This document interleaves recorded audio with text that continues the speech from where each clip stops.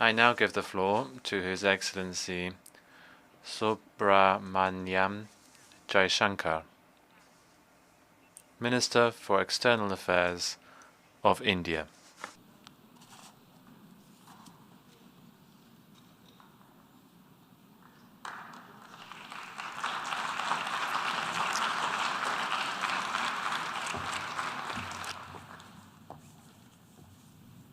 Madam President, Excellencies, distinguished members of the General Assembly, I bring to you the greetings of 1.3 billion plus people from the world's largest democracy.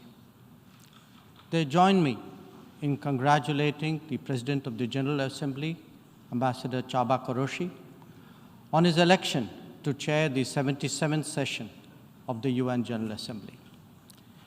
They follow closely developments at the United Nations, reflecting the increasingly globalized nature of our existence. We meet at a challenging time for the world order. This session's theme, a watershed moment, transformative solutions to interlocking challenges, seeks to capture its seriousness. Excellencies, the year 2022 is an important milestone in India's journey towards growth, development, and prosperity. India is celebrating 75 years of its independence, what we call Azadi Ka Amrit Mahotsav. The story of that period has been one of toil, of determination, innovation, and enterprise of millions of ordinary Indians. They are rejuvenating a society pillaged by centuries of foreign attacks and colonialism. And they are doing so in a democratic framework whose steady progress is reflected in more authentic voices and grounded leadership. This new India, under the visionary and dynamic leadership of Prime Minister Narendra Modi, is a confident and resurgent society. Its agenda for our centenary will be achieved through the 5 pledges that we committed to on our Independence Day.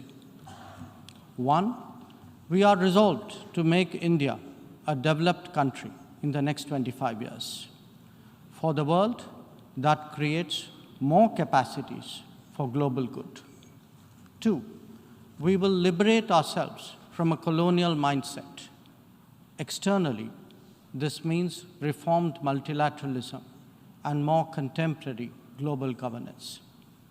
3, our rich civilizational heritage will be a source of pride and of strength. This includes care and concern for the environment, so ingrained in our traditional ethos. 4, we will promote greater unity and solidarity. This expresses a coming together on global issues such as terrorism, pandemics, or the environment. And 5, we will instill consciousness of duties and responsibilities. This applies to nations as much as it does to citizens. These 5 pledges affirm our age-old outlook that sees the world as one family. We believe that national good and global good can be entirely in harmony. It is this conviction that led us to supply vaccines to over 100 nations. Similarly, our evacuation operations in HADR situations always had room for other nationals in distress. Even as we meet our own development targets, India offers partnerships to our brothers and sisters in Asia, in Africa, and Latin America. And we do so based on their needs and their priorities. Today, the focus is on green growth, better connectivity, digital delivery, and accessible health. Our solidarity is not just in words. You can see them in 700 projects across the world. Madam President, Even while India contributes to global betterment, we recognize the sharp deterioration in the international landscape. The world is already struggling with challenges of post-pandemic economic recovery. The debt situation of the developing is precarious. To this is now added the rising costs and the shrinking availability of fuel, of food, and of fertilizers. These, along with trade disruptions and diversions, are among the many consequences of the Ukraine conflict. The Indo-Pacific, too, witnesses fresh concerns about its stability and its security. And climate events have added an overlay on these mounting anxieties.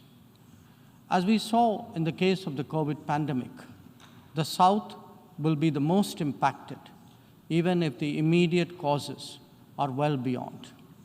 It is imperative that global conversations recognize this deep unfairness.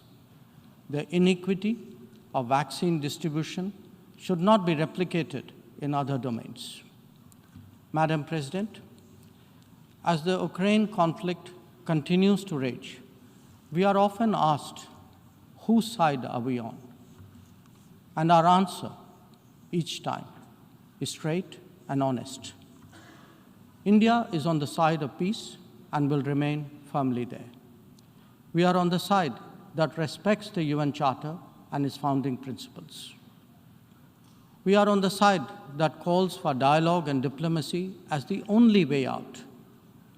We are on the side of those struggling to make ends meet, even as they stare at the escalating costs of food, of fuel, and fertilizers. It is therefore in our collective interest to work constructively, both within the United Nations and outside, in finding an early resolution to this conflict. Excellencies, while the global attention has been on Ukraine, India has also had to contend with other challenges, especially in its own neighborhood. Some of them may be aggravated by the COVID pandemic and ongoing conflicts, but they speak too of a deeper malaise.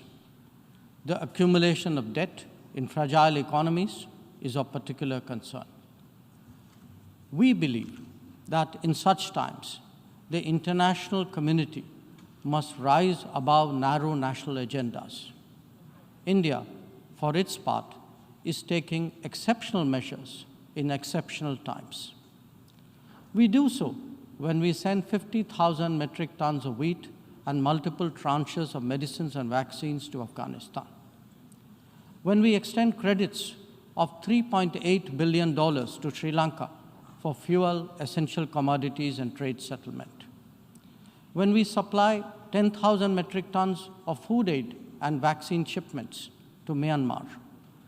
When we fill the gap in humanitarian needs left unaddressed by political complexity. Whether it is disaster response or humanitarian assistance, India has stood strong, contributing particularly to those nearest to us.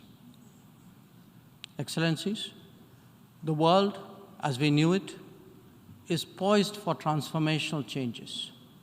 It has been impacted in recent times by a succession of shocks, each of them significant by itself. The COVID pandemic called into question the over-centralized nature of globalization and has led all of us to seek greater resilience and reliability of supply chains.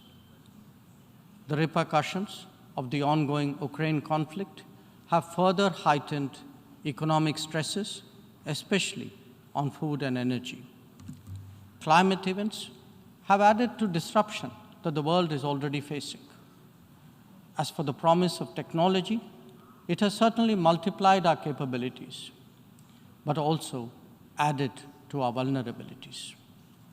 Trust and transparency are legitimate expectations of a more digitized world. The quest to create a better global order would necessarily have to address all these issues. Among them, Some are clearly more existential in nature and necessitate intense coordination by the international community. Climate action and climate justice are particularly noteworthy in this respect. In their pursuit, India has worked with partners on the International Solar Alliance, the One Sun, One World, One Grid initiative, and the Coalition for Disaster Resilient Infrastructure.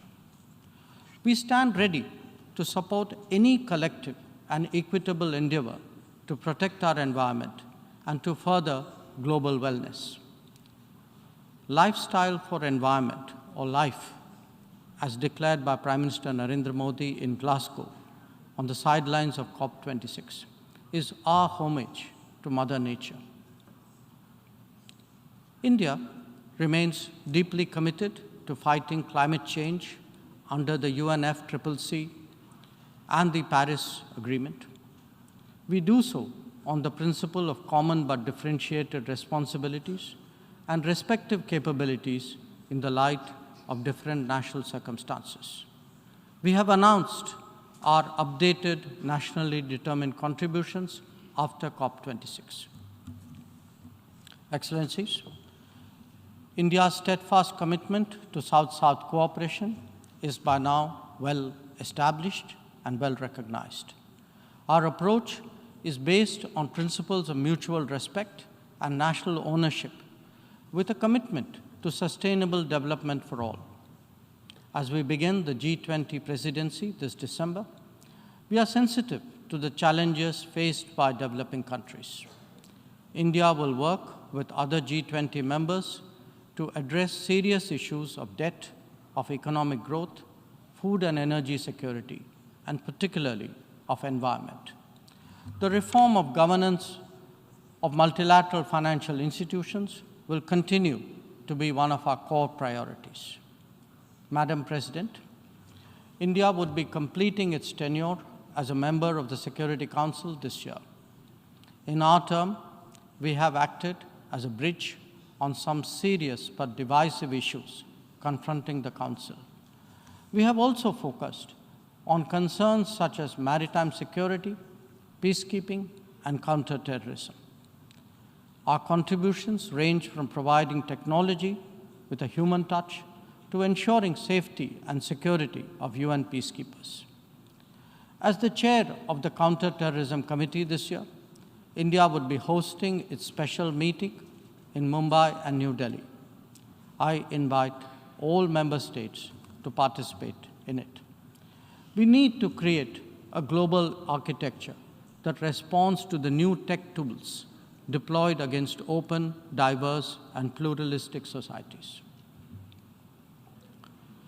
Having borne the brunt of cross-border terrorism for decades, India firmly advocates a zero-tolerance approach.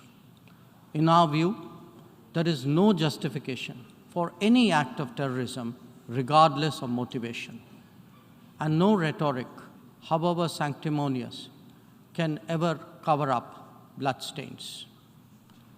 The United Nations responds to terrorism by sanctioning its perpetrators.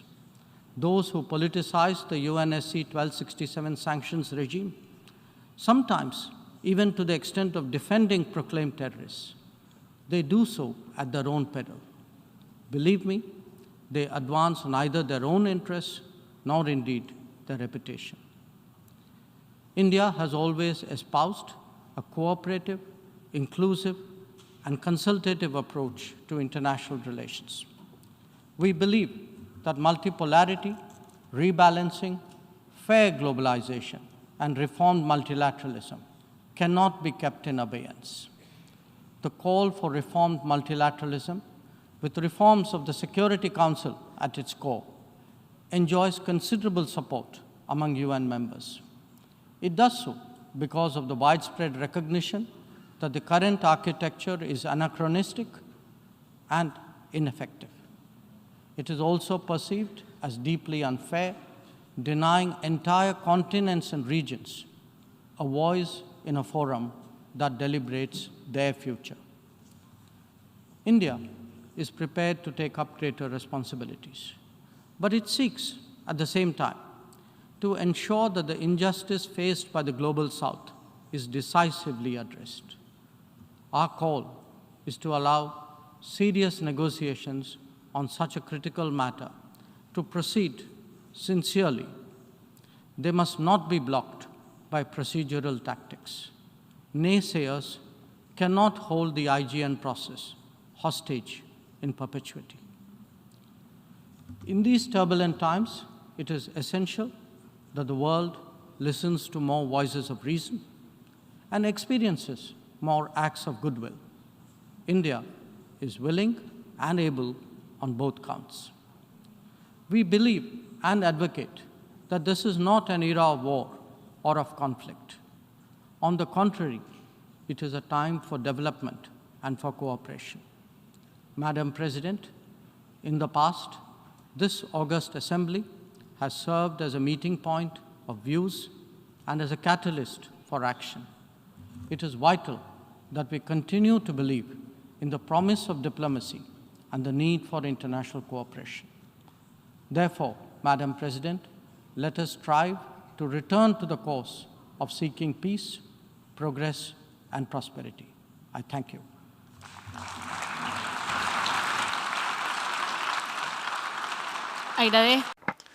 I thank the Minister for External Affairs of India.